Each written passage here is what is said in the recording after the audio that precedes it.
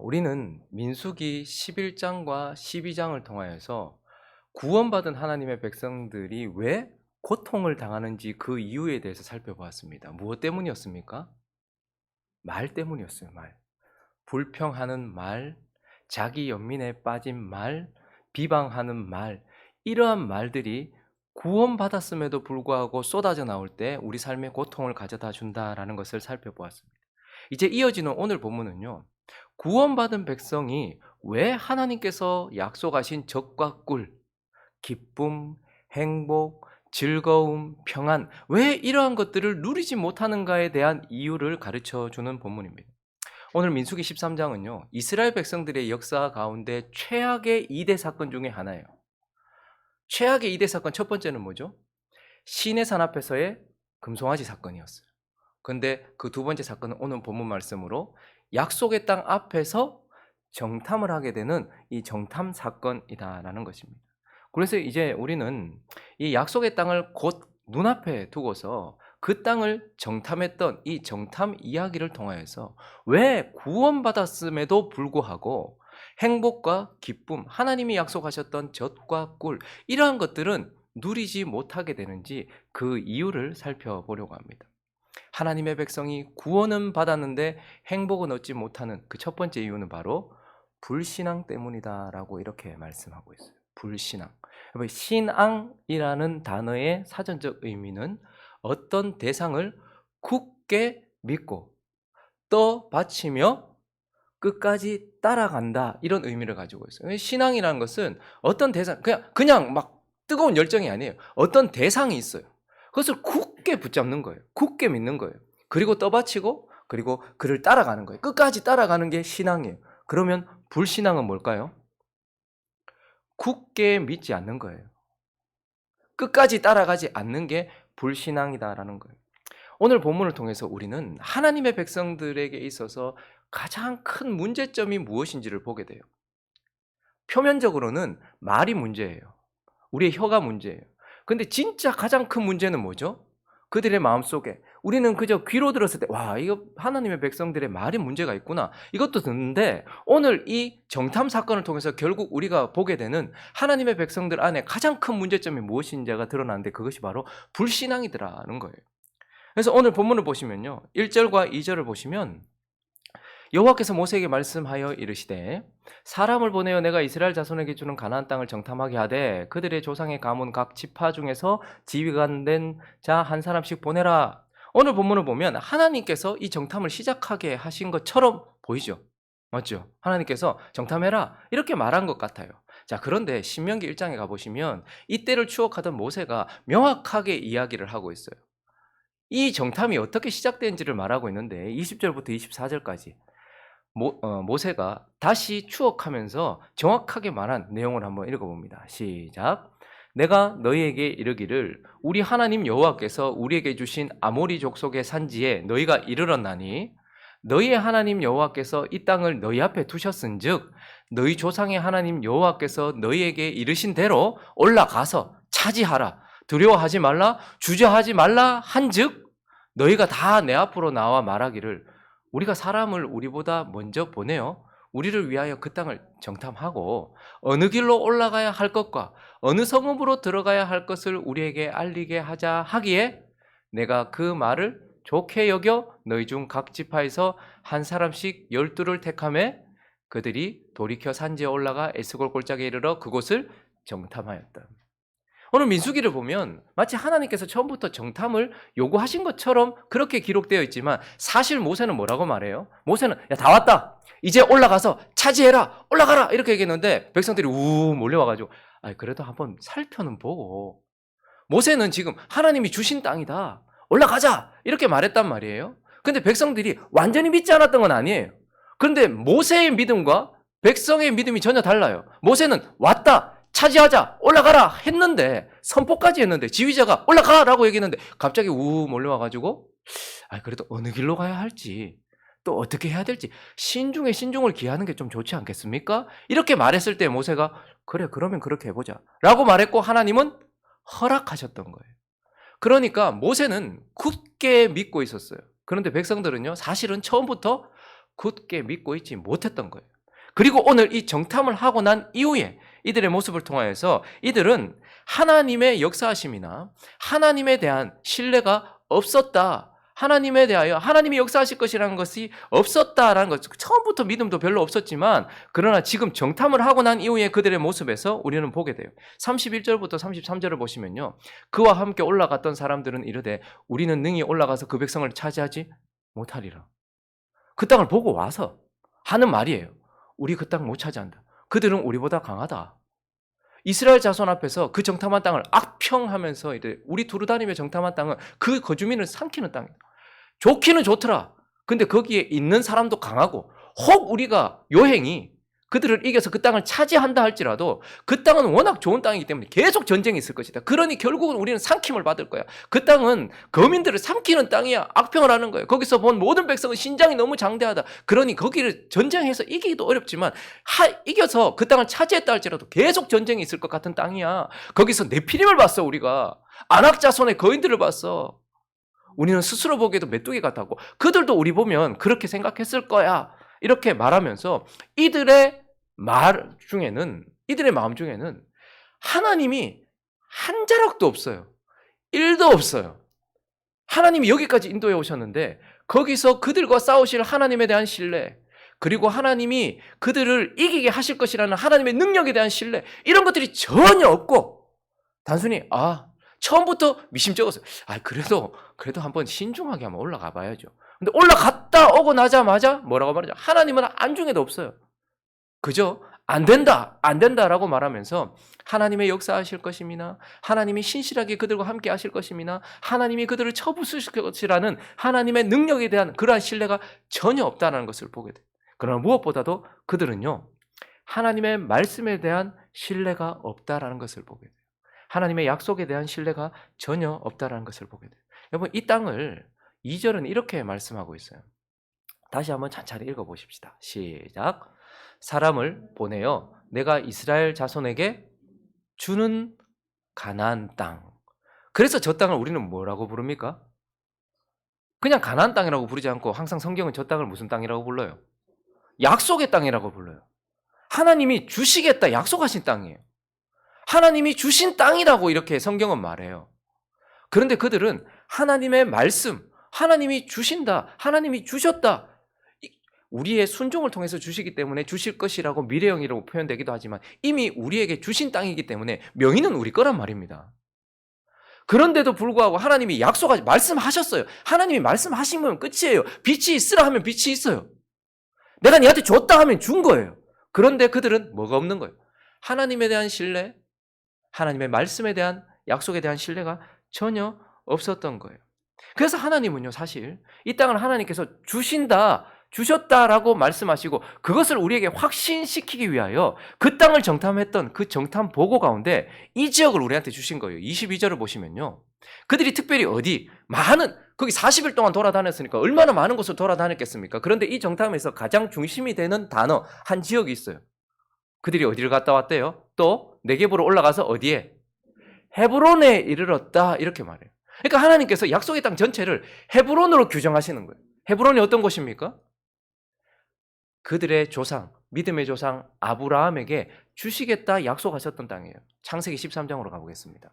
14절부터 읽어보면요, 롯이 아브라함을 떠난 후에 이제 롯하고 아브라함이 이제 헤어지는 그런 상황이었어요. 그때 아브라함에게 이르시되 너는 눈을 들어서 너 있는 곳에서 북, 남, 그리고 동서남북을 바라봐라. 보이는 땅을 내가 너와 누구에게? 네 자손에게 주리니 뭐에 이르리라? 영원에 이르리라.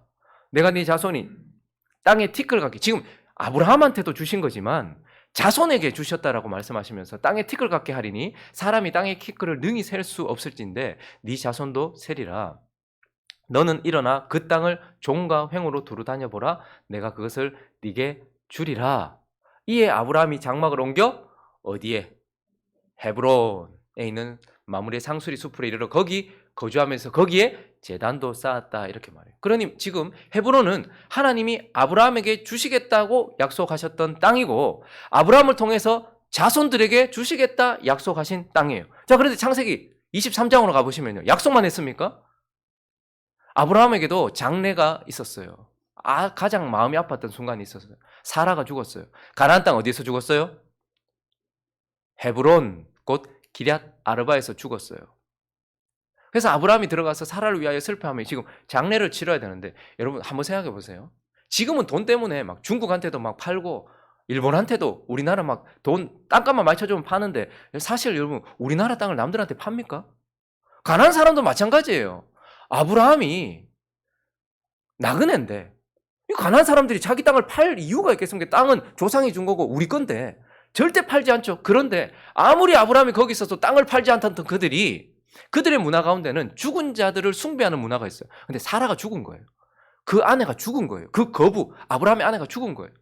그래서 이 아내를 묻을 곳이 없다라고 하니까 이 가난한 사람들도 어쩔 수 없는 거예요. 그래서 어떤 일이 일어났어요? 볼까요, 계속? 아브라함이 에브론의 말을 따라 장례를 치려고 하니까 땅 좀 달라고 얘기하는 거예요. 평소 같았으면 절대 안 팔 거예요. 그런데 죽은 자를 장사하기 위해서 땅을 요구했더니 이들이 어쩔 수 없었던 거예요. 그래서 에브론이라는 사람한테 얘기를 했더니 땅값이 얼마다 이렇게 얘기하는 거예요. 그래서 그 말을 따라서 에브론이 해쪽 속이 듣는 데서 말한 대로 상인이 통용하는 은 400세겔을, 엄청난 돈이었어요. 사실은 거의 바가지를 쓴 거예요.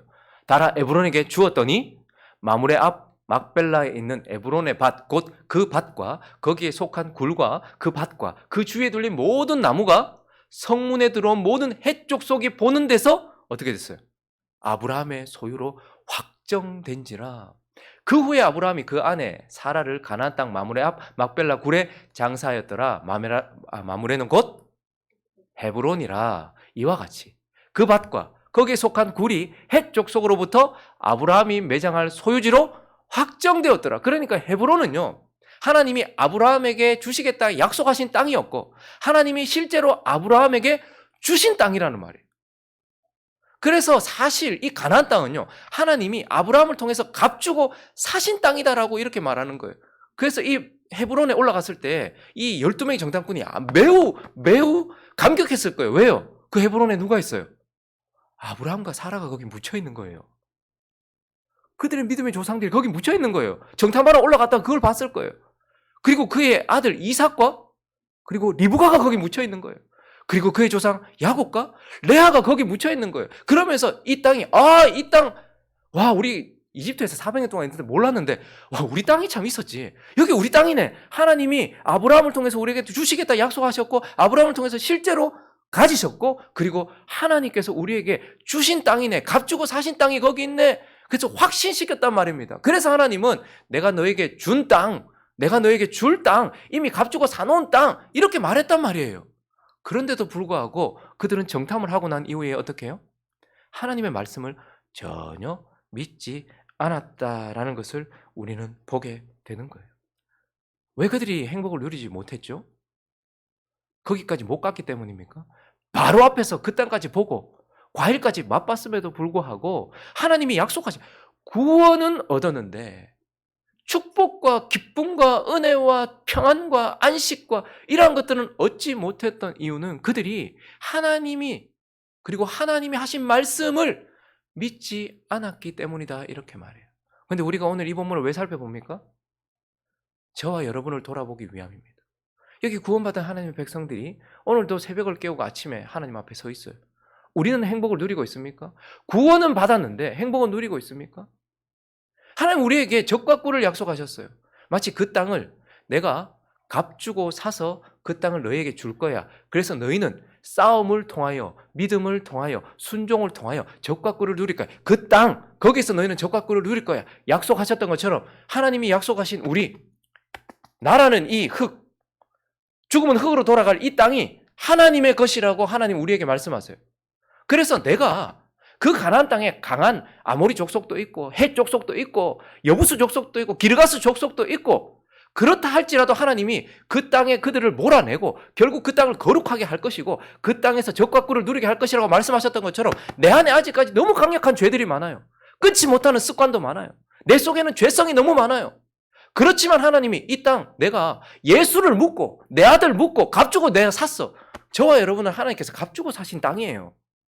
그리고 저의 삶과 우리의 삶은 하나님이 값주고 사신 하나님의 약속의 땅이라는 말입니다. 그래서 하나님은 네 속에 아무리 부패한 부패성이 있어도, 아무리 강력한 습관이 있어도, 아무리 죄성이 있어도 너 믿으면 내가 너를 적과 꿀이 흐르게 할 거야. 네 삶을 적과 꿀이 흐르게 할 거야 라고 말씀하시는데도 우리도 못 믿고 있지 않아요? 아유, 절대 안 바뀐다. 아, 이거 안 된다. 그냥 나 이래 살다 갈란다. 아, 이건 안 된다. 그거 사람이 어떻게 그래 사노? 우리도 믿지 못하는 건 아닙니까? 내가 행복을 누리지 못하는 이유는 내 삶에 역사하실 하나님에 대한 신뢰가 없기 때문이요. 내게 약속하신 하나님의 말씀을 믿지 않기 때문이다라고 하나님은 우리에게 말씀하고 있는 거예요. 아유, 내 가나 안 바뀝니다. 아유, 그 사람은 안 됩니다. 아유, 나는 안 됩니다. 아유, 내가 얼마나 노력해봤는데 안 됩니다. 라고 하는 하나님을 향한 불신과 하나님이 하신 말씀에 어긋지면서 하나님의 말씀을 믿지 않는 우리의 불신앙 때문에 구원은 얻었음에도 불구하고 행복을 누리지 못하는 것은 아니냐라는 말입니다. 오늘 본문을 통해서 또 한 가지를 더 살펴보겠습니다. 왜 구원은 얻었는데 행복은 누리지 못하는가? 그 두 번째는 신앙 때문에, 믿음 때문이에요. 믿음 때문이다. 여러분, 백성들이 적과 꿀, 하나님이 허락하신 약속, 그리고 그 행복을 누리지 못하는 또 다른 이유가 바로 믿음 때문에, 아까는 믿음이 없었기 때문이라고 말해요. 하나님과 하나님의 말씀에 대한 믿음이 없었기 때문이에요. 그런데 우리가 또 행복을 누리지 못하는 진짜 이유는 믿음 때문이에요. 오늘 정탐꾼들이 정탐을 하고 나서 보고를 한 내용이 25절부터 나타나는데요. 29절까지 한번 그들의 보고를 한번 들어보겠습니다. 시작. 40일 동안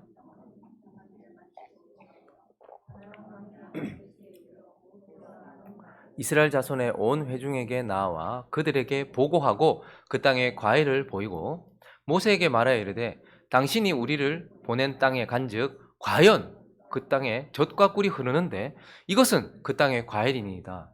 그러나 그 땅 거주민은 강하고 성읍은 견고하고 심이 클 뿐 아니라 거기서 아낙 자손을 보았으며 아말렉인은 산지에 거주하고 가나안인은 해변과 요단가에 거주하더이다. 자, 여기가 그들이 보고한 내용이에요. 뭐죠? 팩트예요. 있는 그대로예요. 와, 가보니까 진짜 젖과 꿀이 흐릅디다. 하나님 말씀하신 대로. 그래서 그 증거로 뭘 가져왔어요? 두 사람이 작대기를 꿰고 포도송이를 들고 올 만큼 풍성한 포도를 가져온 거예요. 우와! 그리고 나서요. 그 땅의 거주민은 어디에 사는지, 산지인지, 뭐 성읍인지, 뭐 알아보라 했더니, 그 강합디다. 사람들이 강합디다. 그리고 이 사람들은 거주지 여기에 있고, 이 사람들은 해변가에 있고, 이럽디다. 사실을 얘기했어요. 자, 이게 보고였어요. 그런데 이 사실 앞에 이제 두 견해가 나타나는데 하나는 신본주의적인 견해였어요. 그래서 이어지는 30절에 그 보고를 하고 난 이후에 갈렙이 모세 앞에서 백성을 조용하게 하고 나서 이제 이야기해요. 자, 봤지? 사실이 그렇다. 젖과 꿀이 흐른다. 그리고 거기에 강한 거주민들이 우리 땅을 지금 불법 점령하고 있더라. 그러니 우리가 곧 올라가서 그 땅을 취하자. 그리고 뭐라고 말해요?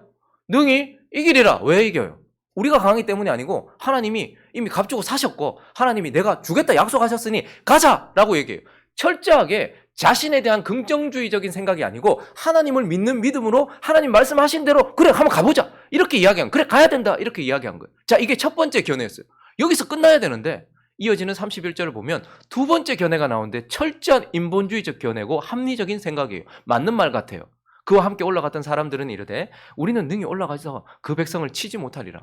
그들은 우리보다 강하니라 하고 이스라엘 자손 앞에서 그 정탐한 땅을 악평하여 이르되 우리가 두루다니며 정탐한 땅은 그 거주민을 삼키는 땅이요. 거기서 본 모든 백성은 신장이 강대한 자들이며 거기서 네피림 후손인 아낙 자손인 거인들을 보았나니 우리는 스스로 보기에도 메뚜기 같으니 그들이 보기에도 그와 같았을 것이니라. 그러니 우리는 어떻게 한다? 못 차지한다 라고 말하는 사실이 있어요. 근데 문제는 뭐냐면 모든 사람들이 사실이 문제가 아니고요. 이 사실을 바라보는 견해가 문제예요. 신본주의적인 개념으로 견해로 그것을 바라봤던 갈렙과 여호수아는 올라가서 차지하자라고 말해요. 그런데 인본주의 견해로 그것을 해석하는 그들은 또한 다른 못 올라간다. 올라가면 우리 다 죽는다라고 이렇게 말했다는 거예요. 자, 그런데 이 두 견해 가운데 백성들 전체가 무엇을 선택한 거예요? 무엇을 믿은 거예요? 하나님의 말씀과 그 말씀에 근거한 진리와 그 말은 믿지 않고 동시에 어떻게 한 거예요? 10명의 정탐꾼의 말을 믿었다는 거예요. 단순히 하나님의 말씀을 믿지 않은 게 아니고 대신에 10명의 정탐꾼의 말을 믿었다라는 것을 우리는 보게 돼요. 그러니 그들은 불신앙과 신앙이 함께 역사한 거예요. 하나님의 말씀에 대해서는 불신앙, 그러나 잘못된 세상적 견해와 인본주의적이고 육신에 따른 생각, 그 견해는 믿었다라는 거예요. 첫사람 아담과 하와가 범죄할 때도 마찬가지였어요. 그의 삶 중심에 선악과가 있었어요. 그건 팩트예요. 근데 거기에 대한 두 가지 견해가 있네요. 하나님은 그것을 먹는 날에는 어떻게 해요? 정령 죽을 것이다 라고 말씀하셨어요. 그런데요, 뱀은 뭐라고 말합니까? 아니다라고 말해요. 네가 그것을 먹는 날에는 정령 눈이 밝아져 하나님처럼 될 것이다 이렇게 말했어요. 그 순간 아담과 하와가 어떻게 합니까? 하나님과 하나님의 말씀은 믿지 않고 대신에 뱀의 말은 믿었다라는 말이에요. 우리의 삶이 전부 다 근본적인 것부터 다 믿음이라는 것을 알아야 됩니다. 여러분, 여기 지금 세상이 있어요. 우리는 이 세상을 피조 세상이라고 말하죠. 피조물이라고 말해요. 왜냐하면 하나님이 조물주가 창조했기 때문에, 창조주가 창조했기 때문에 우리는 피조 세계라고 말해요. 그런데요, 하나님을 믿지 않은 사람들은 뭐라고 말하죠? 자연 세계라고 말해요. 스스로 생겼다라는 거예요. 자, 그런데 여기 그냥 팩트가 있어요. 분명한 것은 지구와 우주와 하늘과 땅, 그리고 거기에 내가 있다라는 거예요. 여기에 그들이 자연이라고 말하고 우리는 피조세계라고 말하는 어떻게든 세상이 있어요. 그리고 그 속에 우리가 있어요.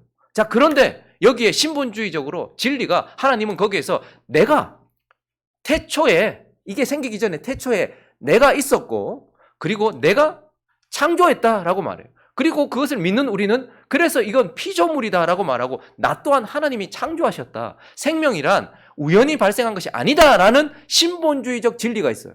자, 그런데 또 다른 견해가 있어요. 아니다. 이 세상은 빅뱅에 의하여서 우연히 생겨난 것이다. 어느 순간 한 점이 있었는데, 한 물질이 있었는데 어느 순간 무엇인지 몰라도 강력한 힘이 발생해서 뱅 터졌다는 거예요. 빅뱅 했다는 거예요. 그러면서 팽창하면서 오랜 시간이 지나면서 지금과 같은 형태가 이루어졌고, 그러면 생명은 어떻게 돼?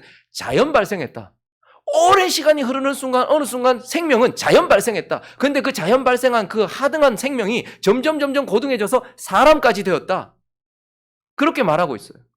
그래서 오랜 기간, 그리고 자연 발생, 우연, 이런 것들을 통하여서 지금 이 세상이 여기에 있고 우리도 우연의 산물로 여기 있다라고 이렇게 말해요. 두 가지 견해가 있네요. 그런데 그 사람들은 이렇게 말합니다. 창조되었다라고 말하는 우리는 그저 자신의 종교적인 신념으로 창조론을 주장한다라고 말해요. 그리고 자기들은 뭐라고 말하죠? 팩트에 근거한, 사실에 근거한 과학적인 견해다 이렇게 말해요. 이게 사실이고 이게 과학적이고 이게 합리적인 생각이라고 말해요. 여러분, 근데 한번 보세요. 결국은 그 사람들은 과학이고 우리는 신념입니까? 결국 이 모든 것들의 시작이 뭐라는 거예요. 그들은 한 물질이 있었고 그 물질이 어떤 힘에 의하여 뱅했고 그 뱅한 세상 가운데서 어느 순간인가 자연 발생적으로 생명이 생겨났고 진화해서 여기까지 왔다라고 말하잖아요. 근데 어쨌든 그들은 처음에 뭐가 있었다라는 거예요? 물질이 있었다는 거예요. 근데 그 물질이 있었다는 걸 어떻게 증명할 건데? 라고 말하면 증명 못해요. 우리가 창조를 증명 못하잖아요. 우리가 창조를 증명 안 하잖아요. 그래서 우리는 창조를 증명할 수 없어서 어떻게 합니까? 선포해요. 태초에 하나님이 계셨고 그 하나님이 천지를 창조하셨다라고 선포해요. 근데 그들 또한 똑같아요. 물질이 있었다는 걸 증명할 수 없으니 태초에 물질이 있었고 그 물질이 터져서 자연 발생적으로 이렇게 됐다고 그들은 주장하는 거예요. 그러니까 그들도 믿음이요, 우리도 믿음이라는 거예요. 근데 그들의 믿음은요, 하나님이 하신 말씀, 진리는 믿지 않고 대신에 사람들이 한 거짓말을 믿는 믿음이라는 거예요. 그래서 아예 처음부터 근본적인 것부터 이 세상은 자연이고 나는 우연의 산물이고 그냥 그렇게 하나님의 말씀을 믿지 않고 다른 걸 믿고 있는 그들의 믿음, 이것이 그들의 삶의 시작이고 계속해서 그런 믿음으로 살아가는 거죠. 그런데 오늘 우리가 이스라엘 백성들의 모습 속에서도 봅니다. 그들은 단순히 하나님 말씀을 불신앙한 것만이 아니에요. 정탐꾼의 말도 안 되는 그 소리를 믿어버렸다는 말입니다.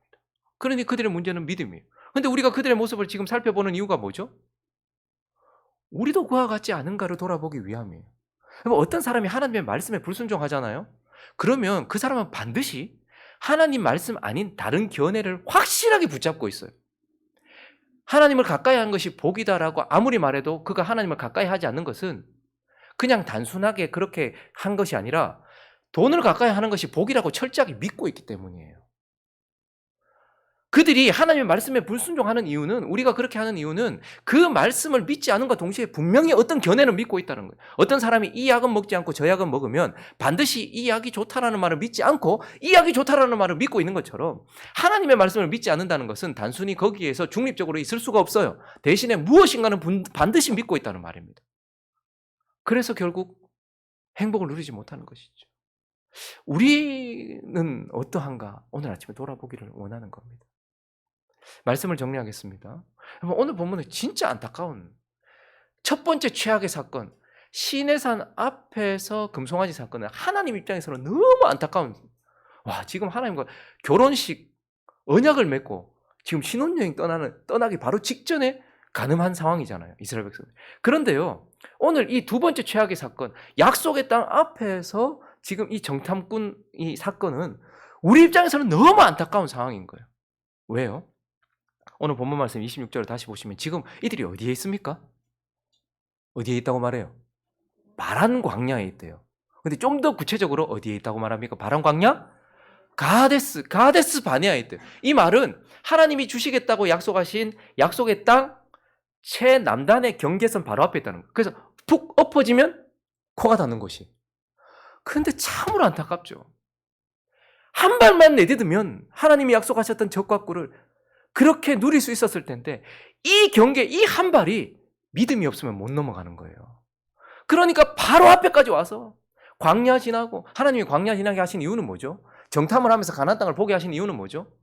불가능하다는 것을 느끼게 하기 위해서가 아니라 이 광야를 지나면서 갈망하게 하는 거예요. 너무 목마르게 한 거예요. 빨리 좀 쉬었으면 좋겠고 정말 빨리 적과 꿀을 누렸으면 좋겠다는 갈망을 주신 것이고, 약속의 땅을 보여주신 이유는 뭐죠? 이렇게 좋구나. 그러니까 빨리 들어가서 차지하게 하려고 하나님께서 보여주신 거예요. 그래서 이제 정말 다 왔어요. 거의 다 왔어요. 탁 엎어지기만 하면 돼요. 그런데 이게 너무 어려운 거예요. 믿음이 없으면 툭 하고 경계를 못 넘는 거예요. 그래서 다 와가지고 거의 다 왔는데 적과 꿀이 눈앞에 있는데 결국은 누리지 못하고 뒤돌아서 버리고 39년 동안 그들의 인생이 그냥 묻히는 인생이 되어버리는 현장이 바로 여기라는 말입니다. 하나님의 백성된 우리에게도 이 일이 반복되면 안 되는 거예요. 너무 안타까운 거예요. 아니, 구원은 받았는데, 그래서 막 세례받고 홍해 건넜을 때 막 찬양하고 막 그랬는데, 가만히 보면 가면 갈수록 시간이 너무너무. 그래서 오늘 우리는 거의 다 온 게 아니라는 것을 기억해야 돼요. 믿음은 처음 우리가 교회 다닐 때 예수 믿을 때만 가지고 있어서 되는 게 아니고 축복을 누릴 때까지 가지고 있어야 되는 거예요. 하나님이 주신 적과 꿀을 내가 누릴 때까지 믿음으로 나아가야 되는 거예요. 그래서 오늘 우리의 믿음을 점검해 보시기 바랍니다.